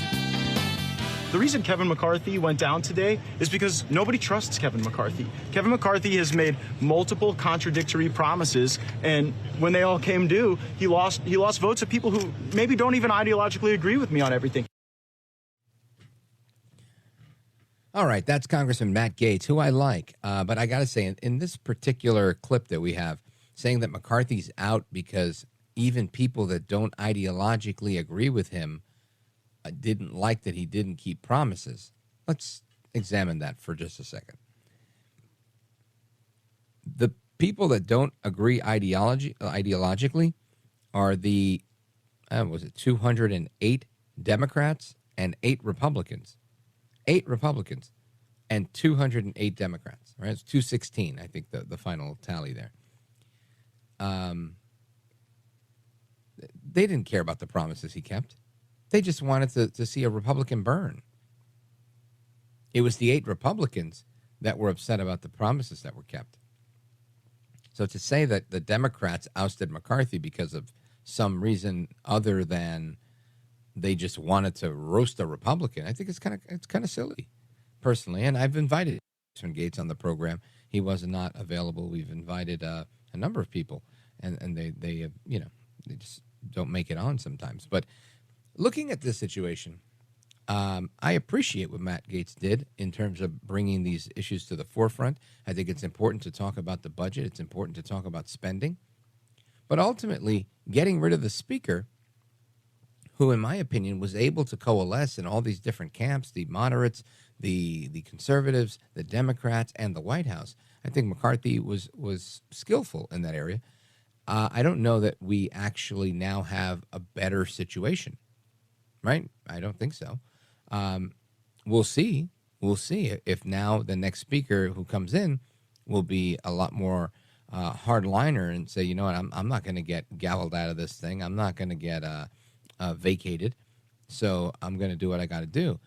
The question becomes, then you're going to have the pushback from the other side, which is always there, and it's a dance, right? It's a give and a take, in my opinion. I don't think it's always a take, and I don't think it's always a give, right? Push and shove, push and shove. That's kind of how this thing works.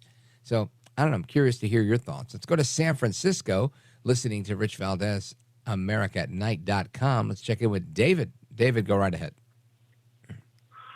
Yeah, how are you, Rich? Yeah, I basically disagree with you on the motivations of McCarthy and Gaetz. As you might be aware, a number of months ago, the Saudi Arabians decided that they no longer want to use the U.S. dollar as the medium of exchange for selling oil. Mm-hmm. So they'd rather use Putin. They'd rather use India. They'd rather use Chinese money than use the U.S. dollar. And ever since, the Republicans have been doing their damnedest to ruin America's credit rating. They've not put together a budget. You know, the House of Representatives, it says right in the Constitution that all of the budgets for the United States government are supposed to come from the House of Representatives. Yeah, Kevin McCarthy, Gates, and none of them have put together a budget to this day. And they, in the middle of the hurricane ripping through. Well, I just want to add a little context to that. It's not just Kevin McCarthy, and this is not giving him a pass. I agree with you. We haven't had a budget, I think, in a dozen or 25 years. We've passed one continuing resolution with an annual omnibus at the end of the year to continue our spending, and we just did it again to avoid a shutdown. And now we have 45 days. It brings us to November, and we're going to do it all again. The looming government shutdown in November, and then we'll do it again because they have totally abdicated their role. Everybody in Congress has abdicated their role to deliver a budget. So, yeah, they can hang that on McCarthy, and guilty as charged. But they can also hang it on Pelosi and every last speaker that we've had because it hasn't happened in forever. So when I look at that, 96, right? That was the last one. Newt Gingrich passed that last budget that was passed. So to put it on McCarthy, I think is a little bit unfair, David. Well, again, the Pelosi put together budgets. There have been budgets since Newt Gingrich did his contract No, there has not. on America. Yeah, there have been. No, there has not. not. The reality Well, the reality is that- we haven't passed a budget in a million years in our country. Oh, You nonsense. could check that out and give me a call back if you'd like. Kevin McCarthy in late July decided to go on a 53-day vacation as the hurricane was ripping through Florida and into Georgia and the Carolinas. Yeah. So there were EPA. I'm not going to defend his vacation time. I mean, listen, I don't know what the Speaker of the House has to do with a hurricane, but I understand, there's voting on appropriations and things like that. And stuff like that, go right ahead. I mean, if you think that's the hill to die on where you have to oust him as Speaker, go right ahead. I mean, it's done already. I don't see the benefit for Republicans in the long run. I hope I'm proven wrong and we have a phenomenal Speaker to come that's going to do what they want. And because I support what they're looking for. I support spending less money. I support single issue resolutions as opposed to putting them all together because that's how you eliminate pork. I support a lot of the things they're calling for. I just don't know if the remedy is worth than is. I think the remedy seems to me worse than the actual disease, and I think that's where we're at. But that's where we are. McCarthy's not there. Patrick McHenry is the interim Speaker, and I don't know who it's going to be in the long run. Maybe a Jim Jordan. I think there's a lot of people that are supporting Jim Jordan. That might happen. Ultimately, we're going to have to wait and see. But I think it's interesting that, so many of the names that you hear about that are conservative hardliners in the United States House of Representatives, Byron Donalds, Paul Gosar, many others, they did not vote against McCarthy. So I think there's going to be issues here. I think there's going to be some Republicans that are going to come after Gates, and we'll see. I could be wrong in my speculation, but it seems that that's going to be the case. And I agree with you that we haven't had a budget put together. I disagree with you in that we've had one.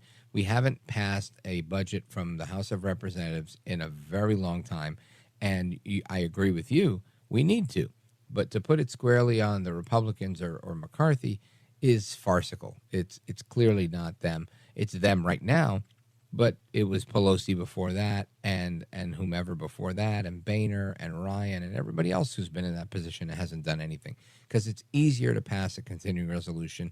That's what they do. And that's what makes this so problematic, David. FEMA rescue money has been needed ever since they decided to go on vacation. They didn't want to add it to it. So basically, the Republicans have told the people of Georgia, people of Florida that got decimated by those hurricanes, screw you, there's no money for you. No, I think that's a little off, too. I think they're always going to get the funds that they need. And FEMA has an operating budget. So it's not like FEMA ran out of money and went bankrupt. Yeah, they're FEMA. so that there's money allocated for these things on a regular basis. If you need more, and that's part of the problem, we start coming with these issues saying, oh, we need more, we need more, we need this, we need more for Ukraine, we need more for this, we need more for that, even though there's already money budgeted for it. And then you start to add things in. This is going to be for infrastructure, this is going to be for this is going to be for education in the areas of diversity, equity, and inclusion. They start adding everything in these bills to enrich themselves, and that's how the political deal-making process works. And that's exactly why you, me, and everybody listening pay the price, because we're the ones footing the bill. David, thanks for the call. I appreciate it. Big shout out to San Francisco and everybody listening online streaming. Folks, we're going to get to the rest of your calls and more straight ahead. Don't go anywhere.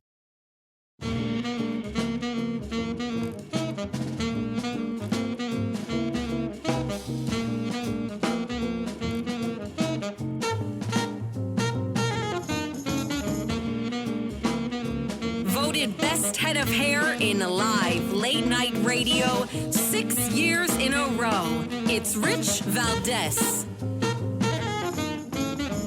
To the phones we go. Let's go to Catherine, Rolla, Missouri, KTTR. Catherine, go right ahead. You're on with Rich Valdez. Welcome. Hi. I wanted to talk about Daddy's being at home. Go right ahead. What do you think? Daddy was a bootlegger. Run his business with a steno tablet and a telephone and his seat at the breakfast room table. He was home all day, all night. Us kids just accepted we had two parents in the house. Thought everybody did. Right. It's the importance of having a two-parent home. I think there's a lot of benefit of that. You know, you get again, you get the nurture, you get the discipline, you get every angle when you have both parents involved, and it's always ideal. And of course, when you don't, we're seeing the repercussions of that right now.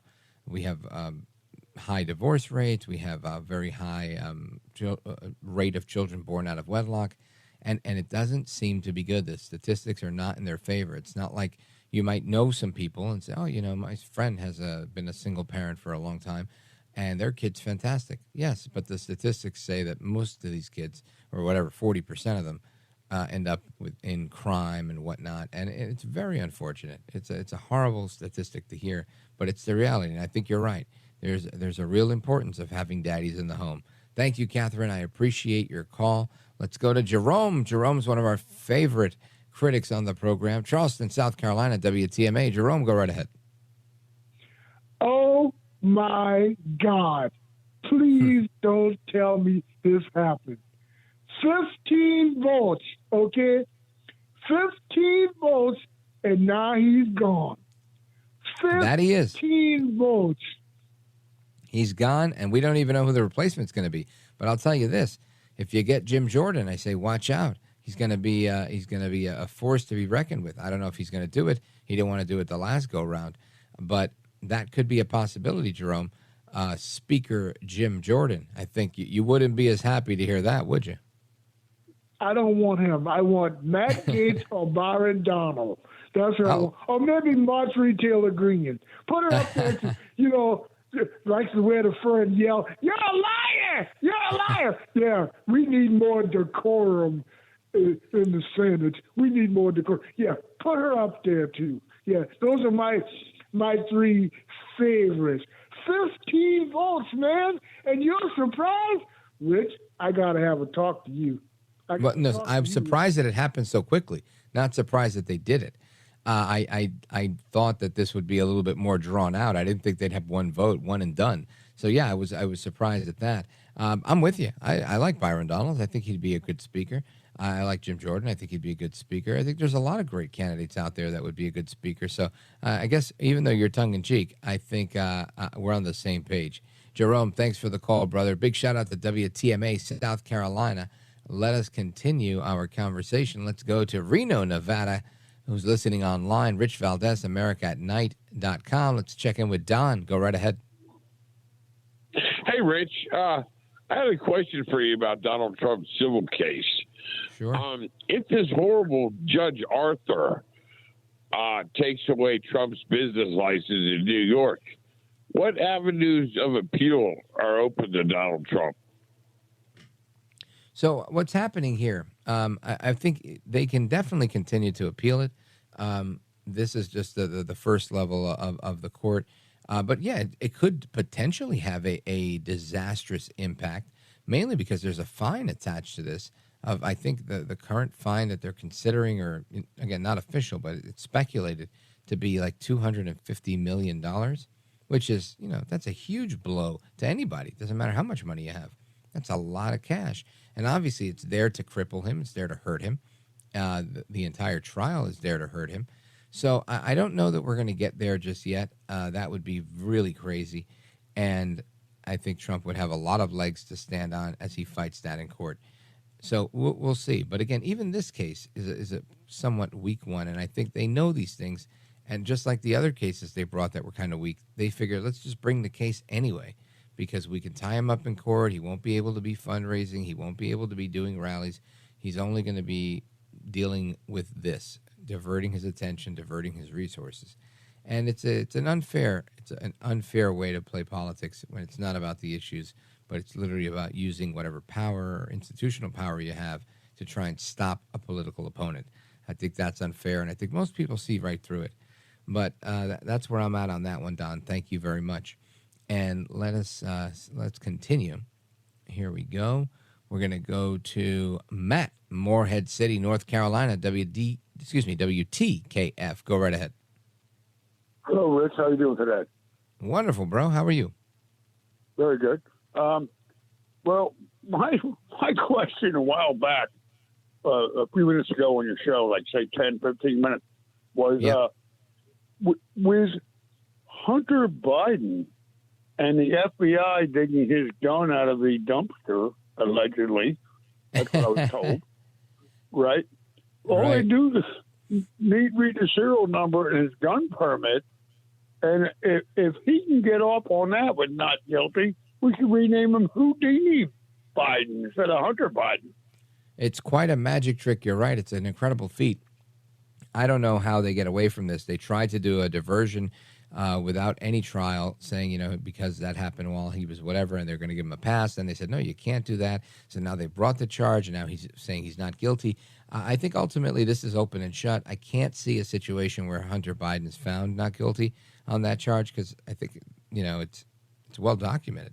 So I think he even admitted to it. So I don't know that this is going to be something that they get away from. But when you have the clown show that Congress has turned into, and it was already a clown show, let's be frank, but what it's turned into, I think there's going to be a lot of distraction, and we're seeing just the beginning of that. And again, not intentional distraction, but it works. If I had bad news, today would be the day to break it to anybody, right? So that you're not front and center in the media because you got so much other news going on. That's my thought, Matt. I appreciate it, brother. I got to take a quick pause here, coming back to the rest of your calls. 833-482-5337, 833-4-VALDEZ. This is America at Night with Rich Valdez.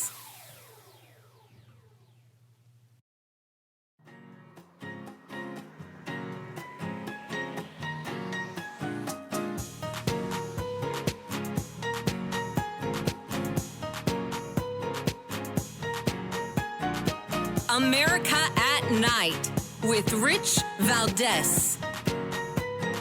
The shooting at Morgan State University has said to no longer be an active shooter scenario, and there is some information forthcoming at a press conference. So just to keep you up to speed on that, let's continue with your calls to wrap this one up. Let's go to Andrew, Clinton, Illinois, WHOW. Andrew, go right ahead. Quickly. Hi, Rich. I know we got to be quick, and I would just like to say I appreciate the conversation about the previous couple callers at the top of the hour about the lack of fatherhood and the lack of a two-parent system in our country. I think that's a major problem.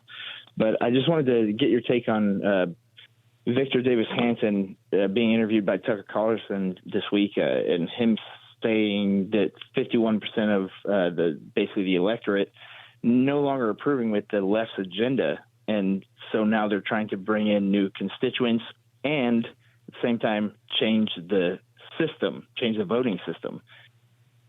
Yeah, well, I haven't seen this interview that you're talking about, but I think that analysis is right. It's definitely one of many spokes in their wheel on the left. I think that's always the way, and we talked about that, I think, last night with Scott Pressler. The way to win elections is to bring in more voters. You know, you have to create these voters. You can't just rely on the ones that you have, where a third of them are going to vote Republican, a third of them are going to vote Democrat, and a third of them are going to remain independent. And it's not the entirety of the population. It's a small number of the population that actually votes. So ultimately, the best way to win is to bring in new voters. And if the Democrats want to win, they just open up the border and they bring in a bunch of new people. Then they work with their friends at the state level to say every new person across the border can qualify for a license, because we got to get them a work permit. They need to be able to work in this country. And then you have the state saying, well, you know what? Everybody that gets a license is automatically registered to vote, and you don't even know who's doing what. Now, legally, it's not a thing. Constitutionally, it's not a thing. But when was the last time the law and the Constitution stopped the Democrats from doing anything? So I think that's the problem that we're facing. I think you're right. Redesigning everything. Frank in Cumberland, I'm sorry, I owe you for tomorrow. You're first on the list for us. I appreciate your call. Big shout out to WCBC. And thank you, Andrew, for your call. Folks, take care, good night, and God bless. We'll continue covering all of this stuff tomorrow. There's more news to come, and there's another program after me, so stick around right here. Hasta la próxima. Until the next time, I'm Rich Valdez.